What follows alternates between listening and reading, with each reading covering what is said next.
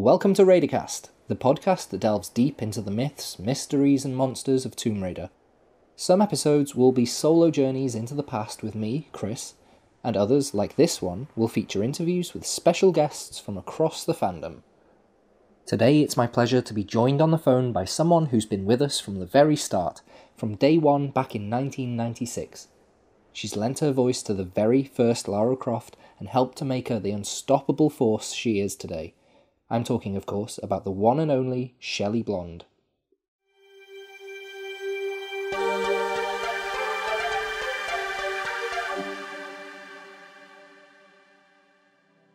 So, Shelley, welcome to Raidercast.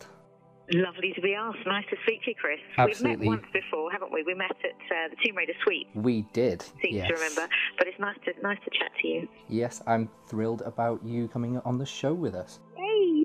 So, let's dive straight in to some questions. I hope you're ready. Woo. So, I'm going to start nice and easy. Okay. And I'm going to try and What's make... your name? I'm not so much going to make this all about Tomb Raider, because I think a lot of interviews in the past, people have asked you the sort of the basic questions, and I think people have heard the answers to those many, many times. Yeah. For this episode, I would really like to get to know you and the things that you like in general about in a sort of Tomb Raider framework. So we'll see how we get on with that. Okay. I'll give it a go.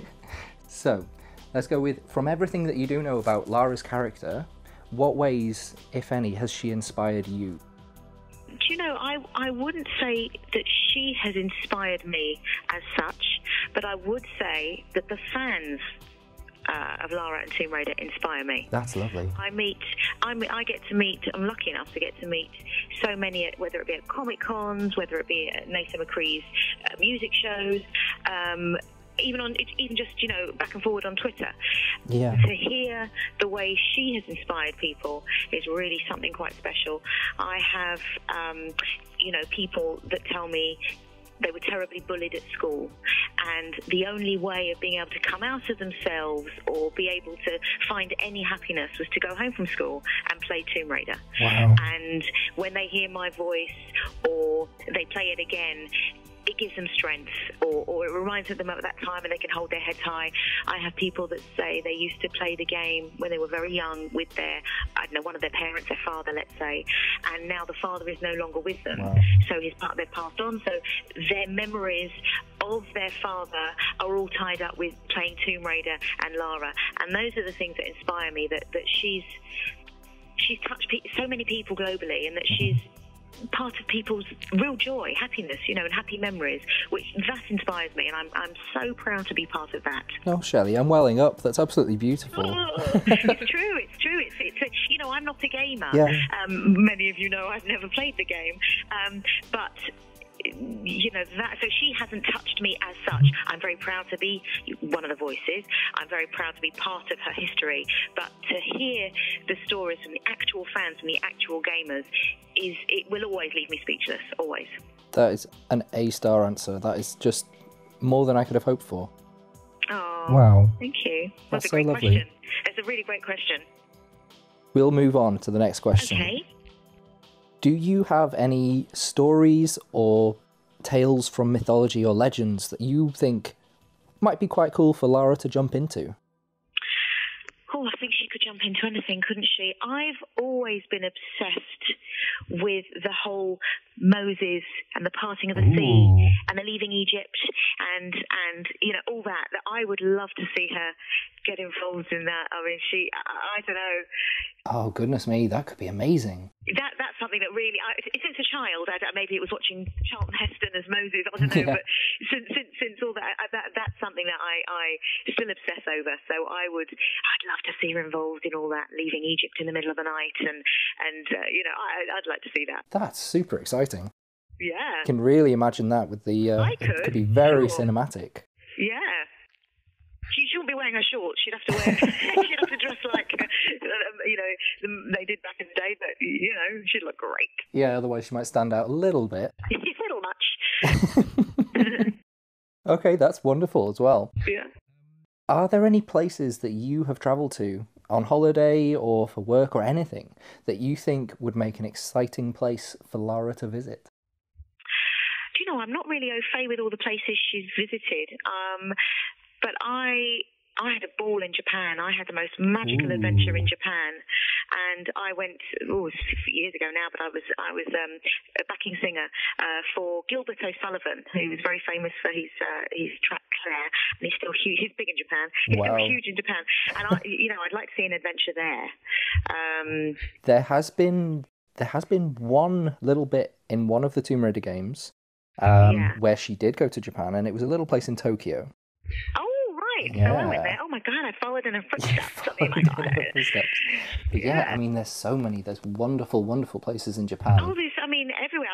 I'm not really sure that she'd be cool with Ayia Napa and Ibiza. I mean, I'm just, so I'm going to throw Japan in there. You never know. I mean, even Ayia Napa.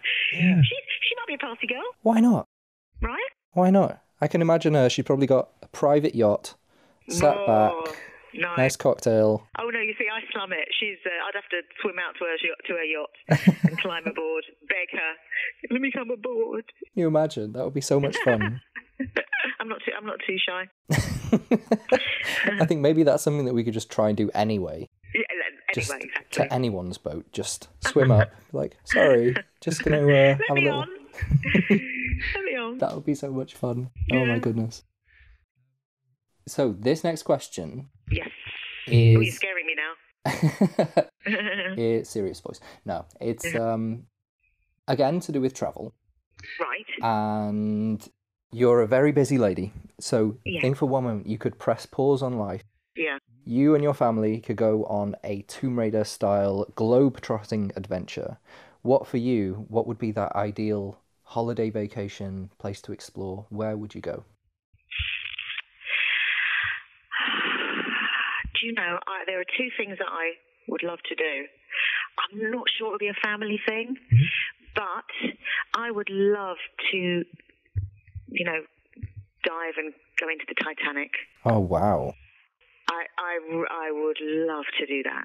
And also, I mean, I know she's got a thing with sharks, Lara, and dinosaurs, but I would love to go to South Africa. I've never been. Oh no, I have been to South Africa, but I've never done shark diving. In a cage, great white sharks. I'd use the safety of a cage. Obviously, she doesn't. But I would love to do those two things. If I could, those would be the only two things in life on my wish list. I'm very lucky that I've done everything that I've ever wanted to do. I'm not so adventurous that I've got all these plans of hot air ballooning and skydiving.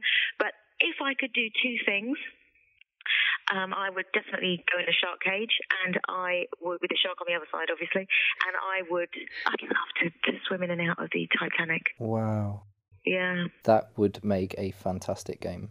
That really would make a very, very interesting game. Let's do it. Let's write it. Goodness me. We could totally do that. That'd be amazing. Yeah. What makes you want to go shark diving? I just, ever since I was 7 and I saw Jaws, I'm obsessed with sharks. I'm terrified and obsessed. I don't even go in the sea. Oh, goodness. I'm a pool person, and I have to check a bath before I get in it. So my aunt in LA, I go sometimes to stay with my aunt in LA, and she's got a very dark navy blue pool, and I'm a grown woman. I know there's no sharks in there, but I still swim with my eyes open, and I can hear my heart beating really fast. Oh, and no. In the background, I'm obsessed with sharks. I think that music goes through my mind every time I go in the ocean. Oh, listen, every time I'm in the bath and wash my hair, that goes through my head. To be quite honest as well, I blame Tomb Raider for not wanting to swim in the ocean. It's not so much Jaws, but there are parts of some of the Tomb Raider games where there are really terrifying creatures in the bottom of the ocean, and it keeps me out, and it did keep me out for a very long time. Wow. How old were you when you first started playing? I was 9. Yeah, I was 9 when I started. Yeah, so as a kid, that's gonna really affect you. If you started as an adult, it won't bother you, but Yeah, that kept me out for a long, long time, and wowzers. A couple of years ago, I was fortunate enough to go to the Galapagos, and I did some little, well, not diving, but snorkeling, which was a massive deal. I saw the pictures on Twitter. Yeah, that was... They were stunning. You just reminded me. Oh, yeah, they were beautiful. It was a once-in-a-lifetime trip, but that was the first proper time that I went swimming in the ocean. Oh, that's incredible. And we even saw some little sharks there. Oh, how wonderful. Which actually it prepared me for last year when I was lucky enough to go to the Great Barrier Reef, and I did the same again. And you see, that I wouldn't do, because isn't it known for its sharks? It is a little bit known for its sharks. I don't want to say never go there because of the sharks, and I think things happen, but there are very safe areas, and they do monitor things very carefully. Yes. See, when I hear Barrier Reef, I hear, chomp, chomp, chomp. I think when I went as well, the week after I'd been there had been an incident where someone had been bitten, unfortunately. Oh my God. But one of the things But at least it meant that it wasn't hungry when you came along. I suppose so. One of the things I do remember doing, though, on the very last day of being on the Barrier Reef, was first thing in the morning, swimming along, and I looked around underwater, and I saw a little shark. I say little, it was probably about 1.5 meters long, about 10 meters away from me. Wow. And I was so excited that I sort of popped my head above water and went, "Shark, shark!" And then immediately dived back into the water and tried to swim after it. And I got about 10 paces underwater before I realised, what am I doing? Would you know what shark it was? I think it was a black tip reef shark. Oh no, that would take your leg off. It was, I hope it was a small one. So if anything had gone wrong, but it did dart away quite quickly. But Chris, that was a silly move on my behalf, I think. Yeah, but I'll say, but what an adventure! It was an adventure. It was such an adventure. Brilliant. Yeah. I'm drinking a glass of wine as I speak to you. I'm having a nice little relax with a glass of wine, and I feel like I should say yechida to you. Oh, the Ochgavara is very right. Yechida. Hey, we got some Welsh coming from Shelley. Yes, just that's it. That's all you'll get. That's more than a lot of people know. I will jump into the next question. Okie dokes. So this is another out-of-the-box Tomb Raider question. Think of your favourite films and television series, and if Lara could cameo in any with her pistols and her fiery attitude, how well would she do? Well, favourite TV shows, Friends. I don't think she'd fit in too well, because I don't think she's very sarcastic, but she's not got a terrific sense of humour. I wouldn't say she's, someone you'd, sit and belly laugh with. No, I don't think so, to be honest. No, but I can see her in one of my favourite ones at the moment, You. Oh, I've not watched You. Oh my goodness, it's amazing. With Joe Goldberg. Sell it to me, tell me. Character. No, I don't want to spoil anything, but it's just about a guy that's slightly... He's obsessive, and when he sets his sights on somebody, he will do anything and get rid of anyone to get what he wants. And I feel she could give him a really good run for her money. Oh yeah, that sounds very much like one of her traits. I would say she would suss him out straight away when everyone else is completely dumb to it all, and boom, she'd take him on, no problem. That could be really cool. Check out You, because it is incredible. I will look for that. It's on Netflix, isn't it? Netflix, I will check that out. Yeah. That's really cool. I think you're going to hate this answer. When I think about what I would love to see Lara in as well, I still can't... I think she would do so well in Star Wars, and I know you don't like Star Wars. Oh, yes, of course. But, oh my gosh. Listen, I've never watched Star Wars, but I've seen snippets. I know absolutely, 100%, of course. I could just imagine her with a lightsaber. I think it would be so much fun. Yeah. Defo. And maybe in another world, it would be really good. It would be really good. Yeah. And I think for this last question, you mostly answered it, I think, in the first question, but let's see if anything else comes from this anyway. Okay. So, in your opinion, how relevant and important is Lara in 2020, and how do you see that reflected in the online Tomb Raider community? Well, I think it's individual, it's very personal, and I think each fan has his or her own reasons for loving her, for her being important. I see so much communication on the forums and on Twitter and etc. I think what's important is to remember that everybody is allowed to have their favourite game. Everybody is allowed to have their views on their favourite Lara, their favourite voice, their favourite outfit, their favourite weapons. Everybody's allowed. It's all okay, and it's all. I think it's important that people connect if Lara is their reason for connecting, from one country to another, over Twitter, over Instagram, whatever, I think it's a wonderful thing. It's very important that people can reach out and have friendships. Some people aren't great at having friendships, so in 2020 it's very important that they can connect with people, not necessarily in the same city as them, but across the world, and feel they've got a community to be part of. That was spectacular. Does that answer that one? Absolutely. One of the reasons why I started this podcast was not only to talk about the myths and legends that feature in Tomb Raider in a real world sense and the stories that they're based on, but also to talk about the fan community and why Lara is important, and that the sense of connection and bridging gaps between all different people with all different opinions and all different backgrounds themselves. And the answer that you've just given there has ticked every single box. Oh, well, I'm pleased. It upsets me, you see, when I see people being mean to each other because they prefer a different Lara. Yeah. I don't care if someone prefers Camilla Luddington to me. Yeah. All power to them. That's the one they play the most, or that's the voice they prefer. Who am I to say? I've got my favourite person that I prefer in Friends. I've got my favourite person, my favourite pop group or whatever, or my favourite Spice Girl, whatever. You know what I mean? We're all allowed our own personal view, and we're all allowed. It should just be free and easy and kind, and just understand there's plenty of room for all Laras, there's plenty of room for all games, and there's plenty of room for all views. That is the perfect note to end on.